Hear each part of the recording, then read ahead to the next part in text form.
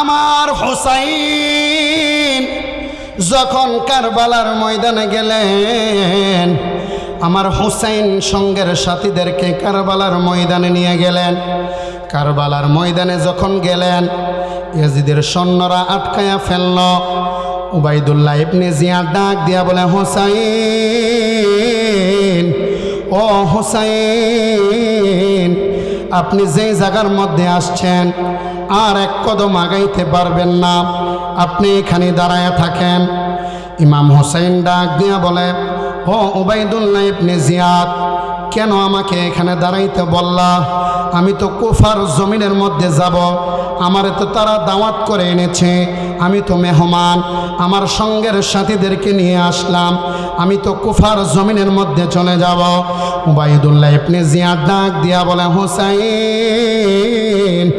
না না, তুমি যাইতে পারবা না, উপর থেকে অর্ডার এসেছে, তুমি কারবালার ময়দান থেকে আর যাইতে পারবা না, তোমাকে আমাদের সাথে যুদ্ধ করতে হবে। ইমাম হুসাইন ডাক দিয়া বলে, উবাইদুল্লাহ ইবনে জিয়াদ, আমি তো যুদ্ধ করতে আসি নাই, আমি তো দাওয়াতে এসেছি, আমি তো দাওয়াতে, আমি মেহমান হিসাবে এসেছি। উবাইদুল্লাহ ইবনে জিয়াদ ডাক দিয়া কয়, হুসাইন, তুমি যাইতে পারবা না, তোমার সাথে আমার যুদ্ধ চলবে। হুসাইন ডাক দিয়া বলে, উবাইদুল্লাহ ইবনে জিয়াদ, আমি তোমার কাছে তিনটা কথা রাখতে চাই। এক নাম্বার কথা, তুমি আমার ইয়াজিদের সাথে কথা বলতে দাও, আমি ইয়াজিদের সাথে কথা বলবো, কি হয়েছে, কি সমস্যা, আমি বিস্তারিত জানতে চাই। দুই নাম্বার কথা, আমারে কুফার জমিনের মধ্যে যাইতে দাও, কুফার মানুষরা আমার জন্য অপেক্ষা করতেছে, আমার কাছে ১৫০০ চিঠি এসেছে, ৪০,০০০ মানুষ আমার কাছে আবদার জানাইছে, আমার কাছে তারা বায়াত গ্রহণ করবে, ইয়াজিদের কাছে তারা বায়াত গ্রহণ করবে না, আমারে তুমি ওই কুফার জমিনের মধ্যে যাইতে দাও। ৩ নম্বর প্রশ্ন, আমারে যদি ওই কুফার জমিনের মধ্যে না যাইতে দাও, তাহলে আমি তো সঙ্গের সাথীদেরকে নিয়ে আসলাম, আমারে সুন্দর মতন, আমারে ভালোভাবে সুষ্ঠুভাবে মদিনার মধ্যে যাইতে দাও। উবাইদুল্লাহ ইবনে জিয়াদ ডাক দিয়া বলেন, না না, আপনি কোথাও যাইতে পারবেন না, আপনি এই কারবালার ময়দানে আমাদের সাথে যুদ্ধ করতে হবে। ইমাম হুসাইন ডাক দিয়া বলে, ও উবাইদুল্লাহ ইবনে জিয়াদ, আমি তো যুদ্ধের জন্য আসি নাই, আপনারা বলেন, ইমাম হুসাইন যদি যুদ্ধের জন্য আসতো, তাহলে দুধের শিশু আলী আসগরকে কি নিয়ে আসতো? আপনারা বলেন, দুধের শিশু আলী আসগরকে নিয়ে আসতো না। ইমাম হুসাইন ডাক দিয়া বলে, আমি আমার ছোট বাচ্চা সহ আমি বিবিদেরকে নিয়ে আসলাম। উবাইদুল্লাহ ইবনে জিয়াদ, আমার তো কোনো যুদ্ধের প্রস্তুতি নাই।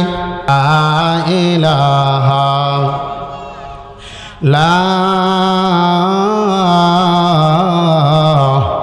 ইলাহা ইল্লাল্লাহু মুহাম্মাদুর রাসূলুল্লাহ সাল্লাল্লাহু আলাইহি ওয়াসাল্লাম।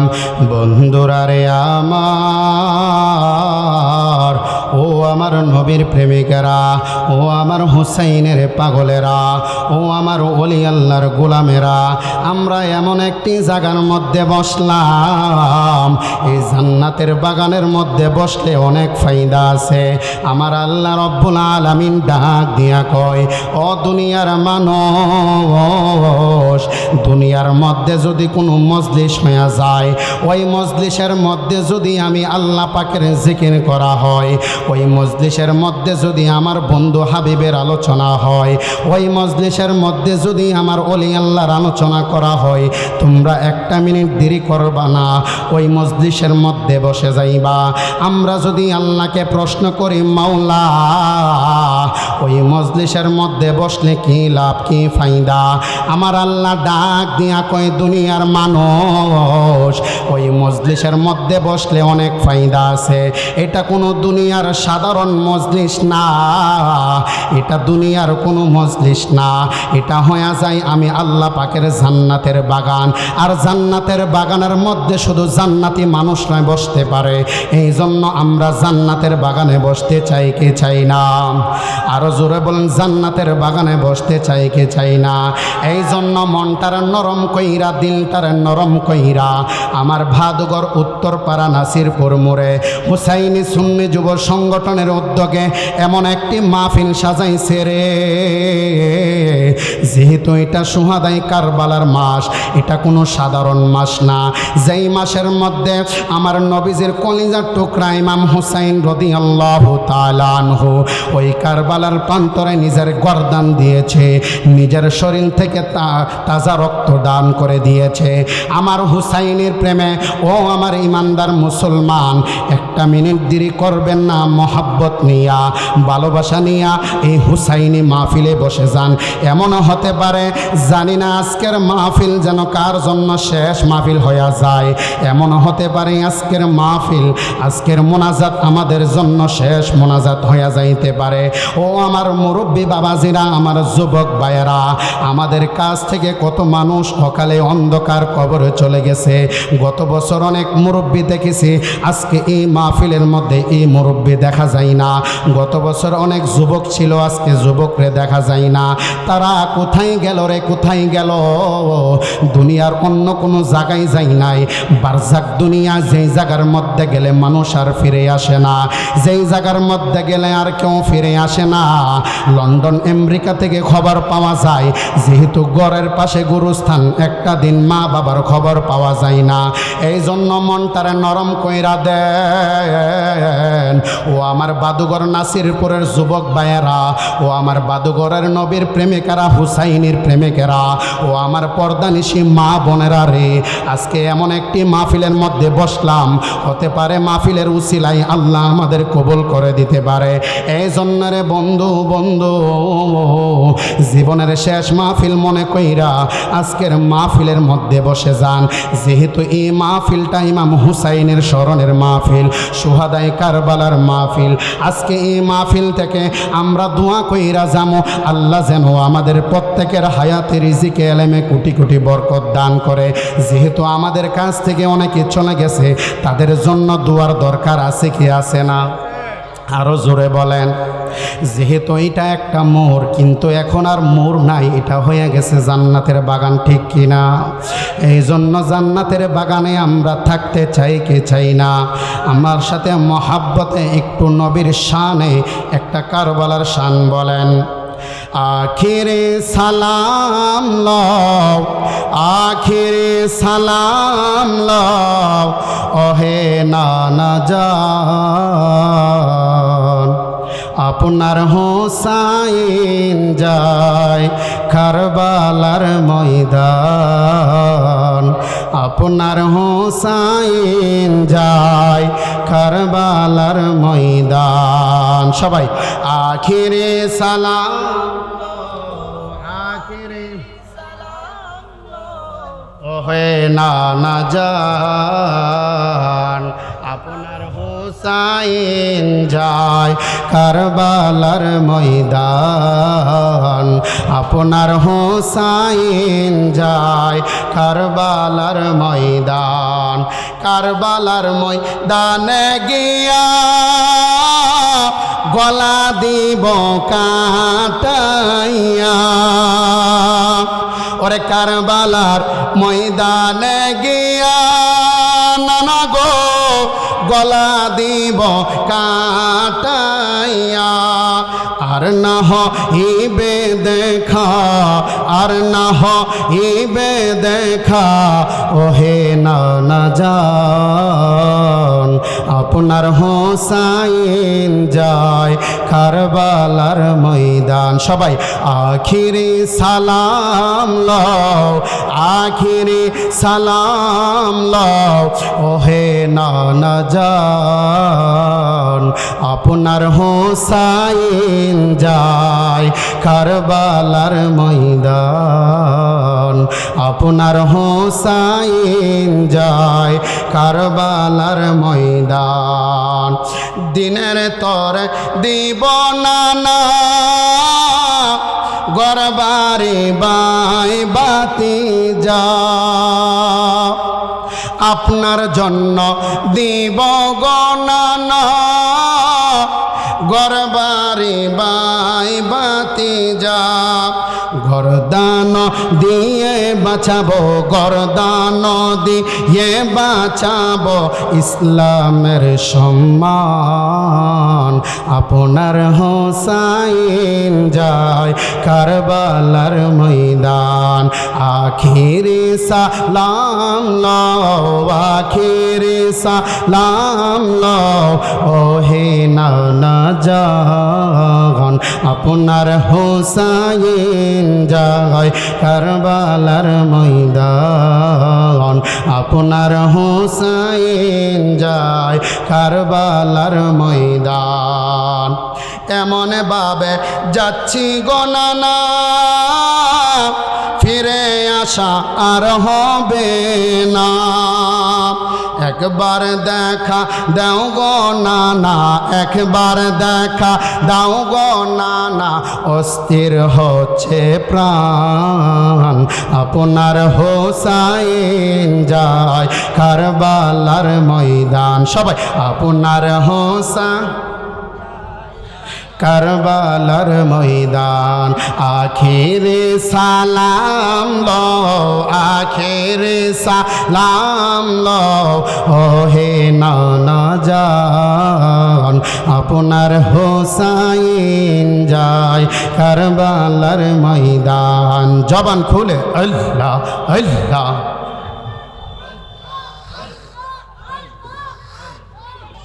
সকলে বলেন আলহামদুলিল্লাহ আল্লাহ রব্বুল আলমিনের কাছে লাখো কোটি শুকর আদায় করছি যে মহান রব্বুল আলমিন আমাদেরকে বাহাদুরগড় উত্তরপাড়া নাসিরপুর মোড়ে হুসাইনি সুন্নি যুব সংগঠনের উদ্যোগে পবিত্র শাহাদাত কারবালার স্মরণে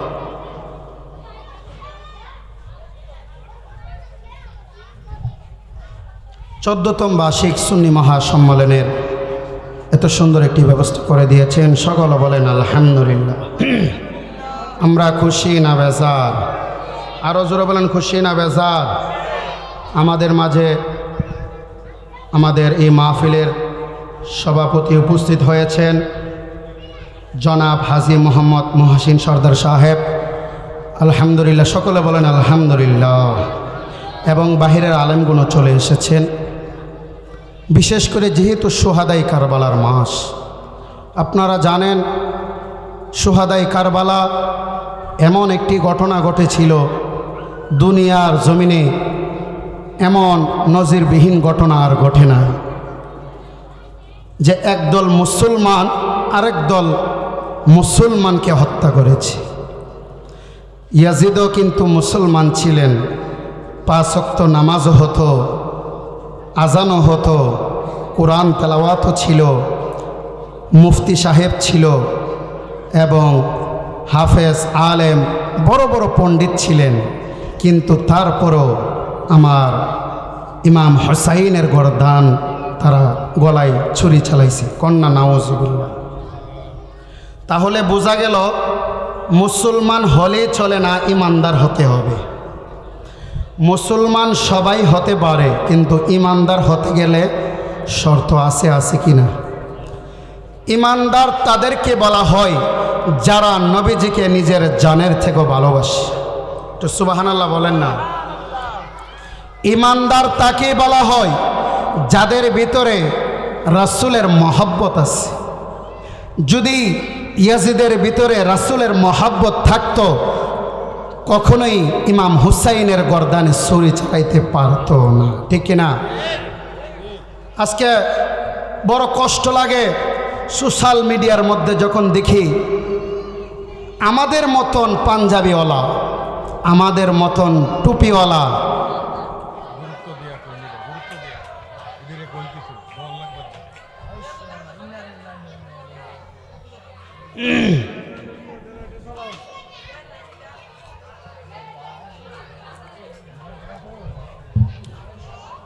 সকলে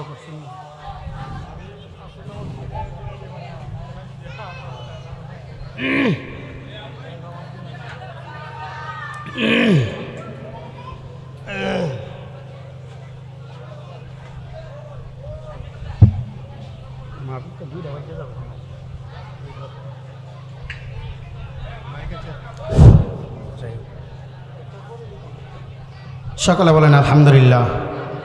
যাই হোক, কারেন্ট চলে গেল, আমাদের মাইকের আওয়াজ চলতেছে, এটা বড় কেরামত, ঠিক না?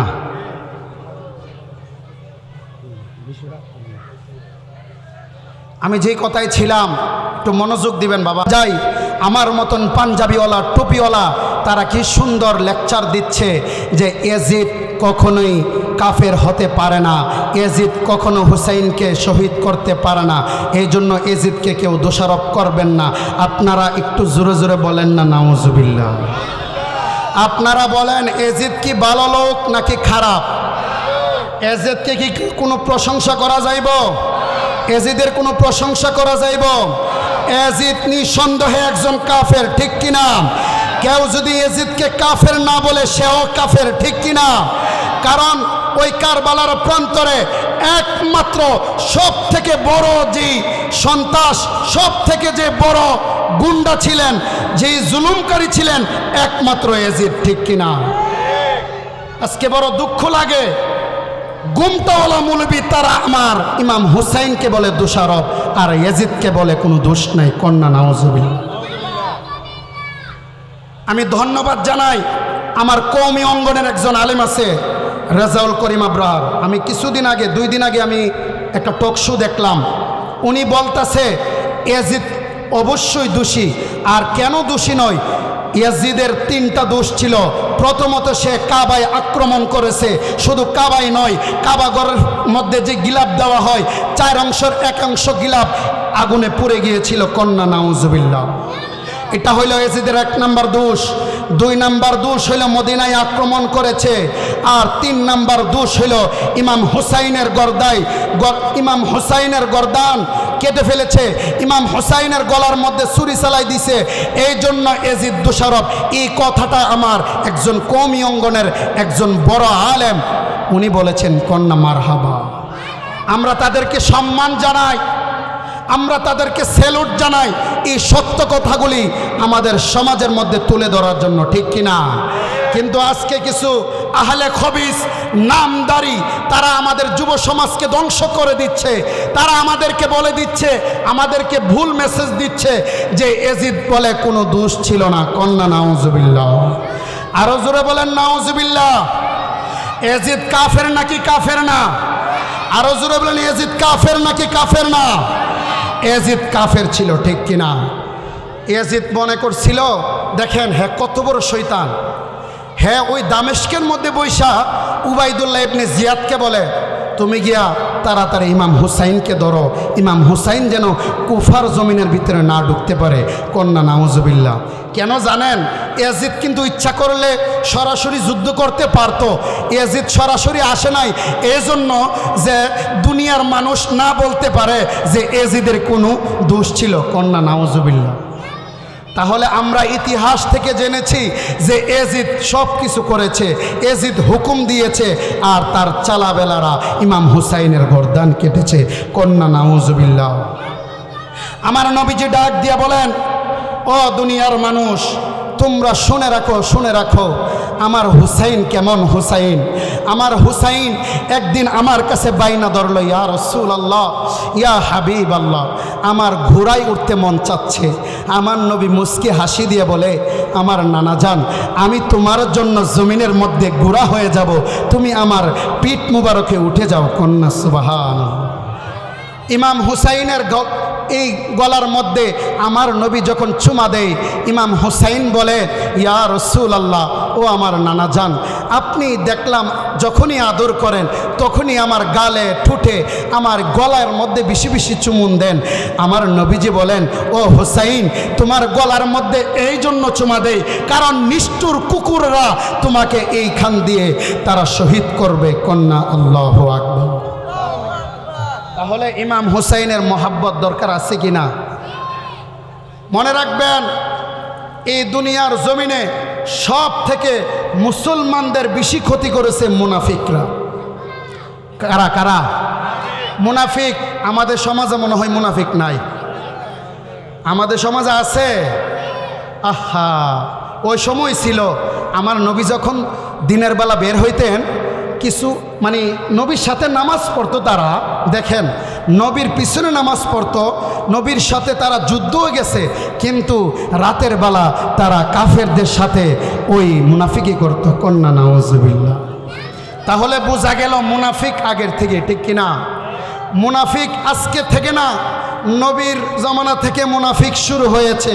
এখন মুনাফিকদের লেবাসগুলো অনেক সুন্দর হয়, মুনাফিকদের চেহারার মধ্যে কি সুন্দর দেখা যায়, তাদের কাপড়গুলো সুন্দর দেখা যায়, কিন্তু আমাদের সাথে চলতেছে, আমাদের সাথে নামাজ আদায় করতেছে, আমাদের সাথে রোজা রাখতেছে, আমাদের সাথে ঈদের জামাতে যাচ্ছে, কিন্তু তলে তলে মুনাফিকি করতেছে। আছে কি আছে না? ইন্নাল মুনাফিকিনা ফিদ্দারকিল আসফালে মিনান নার। এই কথা আমার না, আমার আল্লাহ পবিত্র কালামুল্লাহ শরীফে বলেন মুনাফিকদের স্থান সব থেকে নিম্ন স্থানে, সব থেকে নিচে যে ফুস রক্ত, মরা রক্ত যেখানে গলে গলে পড়বে সেইখানের মধ্যে মুনাফিকদেরকে রাখানো হবে। কন্যা আল্লাহু আকবার। তাহলে বোঝা গেল ইমাম হুসাইনকে যারা শাহাদাত করেছে তারা ইহুদি ছিল না, তারা কাফের ছিল না, তারা হিন্দু ছিল না, তারা বৌদ্ধ ছিল না, তারা ছিল মুসলমান, কিন্তু মুনাফিক মার্কা মুসলমান। এজিদি, ঠিক কিনা? আরো জোরে বলেন ঠিক কিনা? আমরা হুসাইনি মুসলমান, আমরা বুক ফুলে বলি আমরা হুসাইনি মুসলমান। আমরা একবার কেন নুরুল ইসলাম ফারুকের মতন আমরা গর্দান দিয়ে দেব, সব কিছু বিলীন করে দিব, তারপরও ইসলামের কোনো ত্রুটি, নবীর উপরে কোনো শানের উপরে কোনো বেয়াদবি, ইমাম হুসাইনের উপরে কোনো বেয়াদবি, কোনো শানে গুস্তাখি আমরা হুসাইনি মুসলমান মানতে পারি না, ঠিক কিনা? আমরা ইমাম হুসাইনি সৈনিক। কে কে ইমাম হুসাইনি সৈনিক একটু হাত তুলে দেখায়।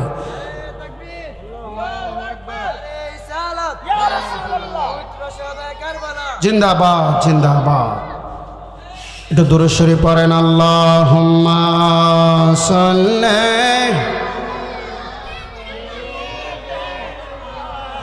মাওলানা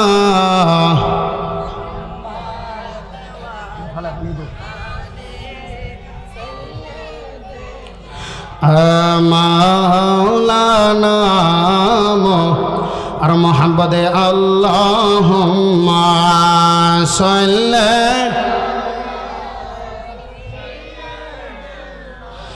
মাওলানা ওয়া আলা আলি সাইয়্যিদিনা হাসান শহীদ জহর, আমার হুসাইন শহীদ কারবালায়, জয়নাল আবেদিন বন্দী হইলেন এজিদের জেলখানায়। আল্লাহুম্মা মুহাম্মদে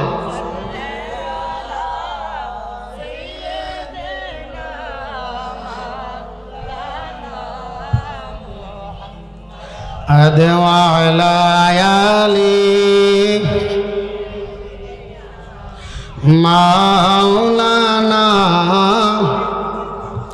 বন্ধুরারে আমার, ও আমার নবীর প্রেমিকেরা, ওলি আল্লাহর গোলামেরা, আমার হুসাইন যখন কারবালার ময়দানে গেলেন, আমার হুসাইন সঙ্গের সাথীদেরকে কারবালার ময়দানে নিয়ে গেলেন। কারবালার ময়দানে যখন গেলেন, ইয়াজিদের সৈন্যরা আটকায়া ফেলল। উবাইদুল্লাহ ইবনে জিয়াদ ডাক দিয়া বলে, হুসাইন, ও হুসাইন, আপনি যেই জায়গার মধ্যে আসছেন আর এক কদম আগাইতে পারবেন না, আপনি এখানে দাঁড়ায়া থাকেন। ইমাম হুসাইন ডাক দিয়া বলে, ও উবাইদুল্লাহ ইবনে জিয়াদ, কেন আমাকে এখানে দাঁড়াইতে বললা? আমি তো কুফার জমিনের মধ্যে যাব, আমারে তো তারা দাওয়াত করে এনেছে, আমি তো মেহমান, আমার সঙ্গের সাথীদেরকে নিয়ে আসলাম, আমি তো কুফার জমিনের মধ্যে চলে যাব। উবাইদুল্লাহ ইবনে জিয়াদ ডাক দিয়া বলে, হুসাইন, না না, তুমি যাইতে পারবা না, উপর থেকে অর্ডার এসেছে, তুমি কারবালার ময়দান থেকে আর যাইতে পারবা না, তোমাকে আমাদের সাথে যুদ্ধ করতে হবে। ইমাম হুসাইন ডাক দিয়া বলে, উবাইদুল্লাহ ইবনে জিয়াদ, আমি তো যুদ্ধ করতে আসি নাই, আমি তো দাওয়াতে এসেছি, আমি তো দাওয়াতে আমি মেহমান হিসাবে এসেছি। উবাইদুল্লাহ ইবনে জিয়াদ ডাক দিয়া কয়, হুসাইন, তুমি যাইতে পারবা না, তোমার সাথে আমার যুদ্ধ চলবে। হুসাইন ডাক দিয়া বলে, উবাইদুল্লাহ ইবনে জিয়াদ, আমি তোমার কাছে 3টা কথা রাখতে চাই। 1 নাম্বার কথা, তুমি আমার ইয়াজিদের সাথে কথা বলতে দাও, আমি ইয়াজিদের সাথে কথা বলবো, কি হয়েছে, কি সমস্যা, আমি বিস্তারিত জানতে চাই। 2 নাম্বার কথা, আমারে কুফার জমিনের মধ্যে যাইতে দাও, কুফার মানুষরা আমার জন্য অপেক্ষা করতেছে, আমার কাছে 1,500 চিঠি এসেছে, 40,000 মানুষ আমার কাছে আবদার জানাইছে, আমার কাছে তারা বায়াত গ্রহণ করবে, ইয়াজিদের কাছে তারা বায়াত গ্রহণ করবে না, আমারে তুমি ওই কুফার জমিনের মধ্যে যাইতে দাও। 3 নম্বর প্রশ্ন, আমারে যদি ওই কুফার জমিনের মধ্যে না যাইতে দাও, তাহলে আমি তো সঙ্গের সাথীদেরকে নিয়ে আসলাম, আমারে সুন্দর মতন, আমারে ভালোভাবে সুষ্ঠুভাবে মদিনার মধ্যে যাইতে দাও। উবাইদুল্লাহ ইবনে জিয়াদ ডাক দিয়া বলেন, না না, আপনি কোথাও যাইতে পারবেন না, আপনি এই কারবালার ময়দানে আমাদের সাথে যুদ্ধ করতে হবে। ইমাম হুসাইন ডাক দিয়া বলে, ও উবাইদুল্লাহ ইবনে জিয়াদ, আমি তো যুদ্ধের জন্য আসি নাই, আপনারা বলেন, ইমাম হুসাইন যদি যুদ্ধের জন্য আসতো, তাহলে দুধের শিশু আলী আসগরকে কি নিয়ে আসতো? আপনারা বলেন, দুধের শিশু আলী আসগরকে নিয়ে আসতো না। ইমাম হুসাইন ডাক দিয়া বলে, আমি আমার ছোট বাচ্চা সহ আমি বিবিদেরকে নিয়ে আসলাম। উবাইদুল্লাহ ইবনে জিয়াদ, আমার তো কোনো যুদ্ধের প্রস্তুতি নাই।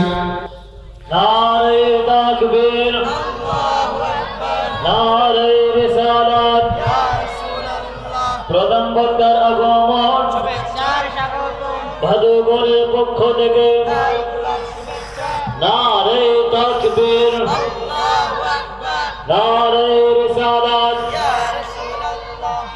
প্রধান বক্তার আগমন। সকলে বলেন আলহামদুলিল্লাহ।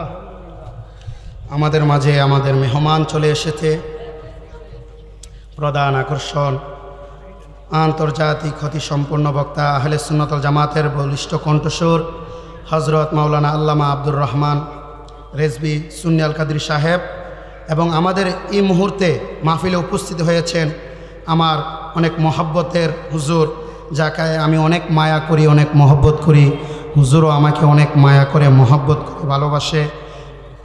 পীরে তরিকত হযরত মাওলানা সাদরুল ইসলাম জিহাদি সুন্নি আল কাদরি সাহেব, সকলে বলেন মারহাবা।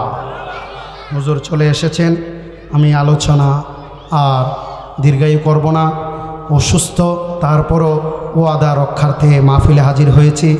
আর এই ভাদুগর গ্রামের মাহফিলগুলা আমি মনে করি এটা আমার নিজের মাহফিল, এই জন্য মাহফিলগুলোতে উপস্থিত থাকি। আলহামদুলিল্লাহ, আপনাদের দোয়াতে বরকতে বিভিন্ন জায়গায় আল্লাহ আমাকে নবী পাকের উসিলায় অনেক জায়গায় মাহফিল করার সুযোগ করে দেয়। আপনারা আমার জন্য দোয়া করবেন।